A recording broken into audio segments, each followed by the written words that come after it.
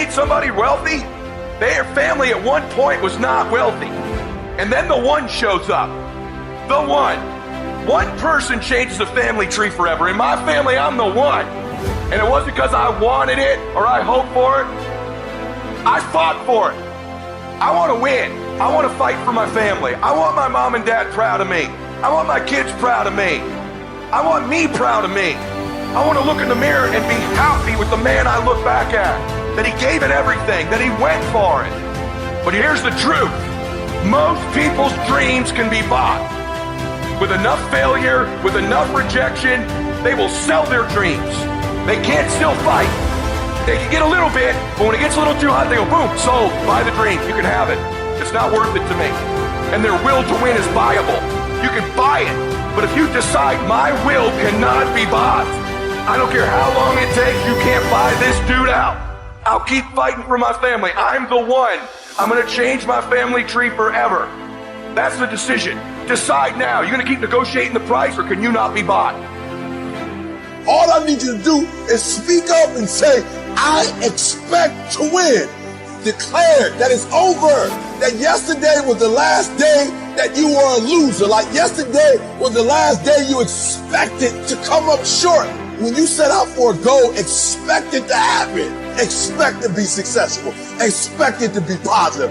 If you can expect it, if you can wake up feeling like a winner, if you can wake up talking like a winner, if you can expect that everything you do will come out winning, I guarantee you, you never ever have to come up short again. It might be year 2, 3, 4 before you get your big win, but you could decide now, I'm gonna walk, talk, and be a different person. You decide that. You're the lead character in the story of your life. Everything has to do with you intending to win. Too many of you are playing with your business. If you make that shift, I'm going to win. We're going to play to win now. We're not playing to play. We're not playing to see how we do. We're not playing for fun. Once you start getting some winning, you start changing. You talk different. You walk different. All of a sudden, this isn't the same damn human being. You can change you. You'd be surprised what a little winning would do. You'd be surprised how good you'd be if you just decide to win. Be number one in your office, number one in your region. And when you start stacking them up, your life can change. It was very hard. Here's what I want to say to you. For those of you that have experienced some hardships, don't give up on your dream. It's very important as you hold on to that dream. There are moments when you're going to doubt yourself. There are rough times are going to come, but they have not come to stay. They have come to pass. It's very important for you to know that. Don't say I'm having a bad day. Say I'm having a character building day. I was born in Liberty City on a floor on 62nd Street, a twin brother and me. When we were 6 weeks of age, we were adopted. When I was in 5th grade, I was identified as EMR, labeled educable mentally retarded, and put back from the 5th grade into the 4th grade and stayed in that category until I got out of high school. I have no college training, but here's what happened. I had an intervention in my life. A man who saw something in me at a time that I did not see something in myself. I never forget being in his class one day waiting on a friend of mine who was there to rehearse for a play.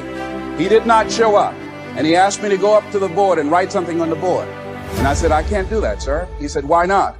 I said, I'm in a special education class. He said, what do you mean? I said, go up to the board and write what I'm about to tell you. I said, I can't do that, sir. Why not? I'm educable mentally retarded. And he came from behind his desk. He said, don't ever say that again. Someone's opinion of you does not have to become your reality. And that changed my life. It was Oliver Wendell Holmes who said that once a person's mind is expanded with an idea or a concept, it can never be satisfied to going back to where it was. So some of you are going to experience a breakthrough. Some of you are going to go back and look at your dreams and brush them off. Some of you are going to begin to look at yourself and say, hey, look here, I know I have not done all that I can do. Whatever goal that you have in mind, I want that to be a goal that will challenge you, something that will make you stretch. It was Osborne who said, unless you attempt to do something beyond that which you've already mastered, you will never grow. What is it that you looked at some point in time and you decided that you couldn't do it, that you talked yourself out of it? Whatever it is, bring it back out there. How you're going to do it, that will come to you in due time. See, you don't get in life what you want, ladies and gentlemen. You get in life what you are, not what you want. It's very important for you to believe that you are the one to make this happen. I remember this high school teacher, Mr. Leroy Washington, at the end of school one June, it was just a few days before we were supposed to leave, and I just got my report card, and it indicated that I'd failed history, and I'd failed English, and I would have to go to summer school. And I was feeling within myself that I was a failure, that I'm slower than most people in getting paperwork, and I was feeling down on myself and very negative.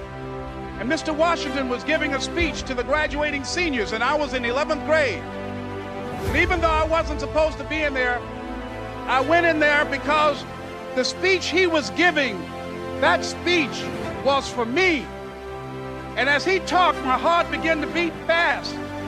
Tears began to run down my eyes, and I was in the back just listening to him because he said, and he was a very dramatic man. I still talk to him to this day. He said, as graduating seniors of Booker T. Washington High School, I want you to know that you're blessed and highly favored, and that as you go toward the future, begin to know that you have greatness within you. And if just one of you here begin to envision yourselves as being blessed and highly favored to reach your goals, if just one of you capture the essence of what that means, that you have greatness within you and a responsibility to manifest that greatness, that you can make your parents proud, you can make your school proud, you can touch millions of people's lives, and the world will never be the same again because you came this way. And the students gave him a rousing standing ovation. And as he left the auditorium, I ran down the steps and I caught him in the parking lot. I said, Mr. Washington? He said, yes. I said, do you remember me, sir? He said, no. I said, my name is Leslie Brown. My mother, she works in the cafeteria here. I'm one of the twins, Leslie and Wesley. I said, Mr. Washington, but you know, I got these big dreams. I like talking to people. I love people. I said, I want to work with people, and I got this dream of buying my mama a home. Could I do that, Mr. Washington? He said, it's possible, Mr. Brown.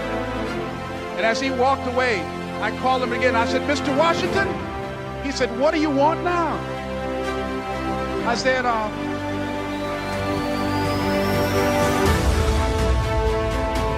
the one, sir. He said, I'm the one. You remember me, sir. I'm Miss Baby Brown's boy. I'm the one.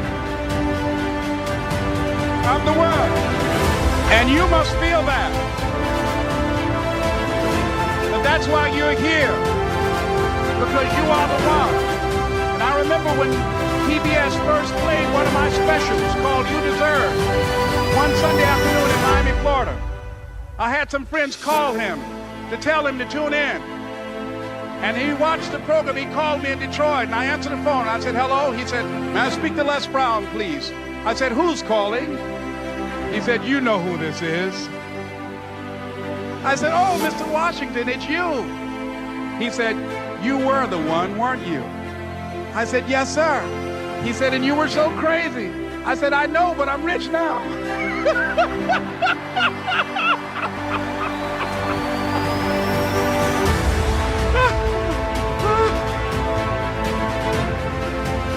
Ladies and gentlemen, it's not going to be easy. It was hard laying on the floor of the Penobscot building, looking out of the window, daydreaming, saying, Les, can you do this? Can you make this happen? I used to listen to tapes day in and day out about See You at the Top, my great friend Zig, and Dennis Waitley, and different other motivational speakers, and Dr. Norman Vincent Peale. And Dexter saying, don't let nobody steal your dream. I used to ask myself, can I do this? And something said within me, you're the one. You're the one. Now let me tell you something, ladies and gentlemen. While you're here, and before you go back home to your respective cities and communities, write down at least 5 reasons on why you deserve your dream, on why you won't give up, What's going to make you unstoppable? Why you must be unreasonable, because logical, practical thinking says you can't do it today. But if you want to produce unreasonable results in your life, like living your dream and taking charge of your destiny, you've got to be an unreasonable person. You've got to be an uncommon person.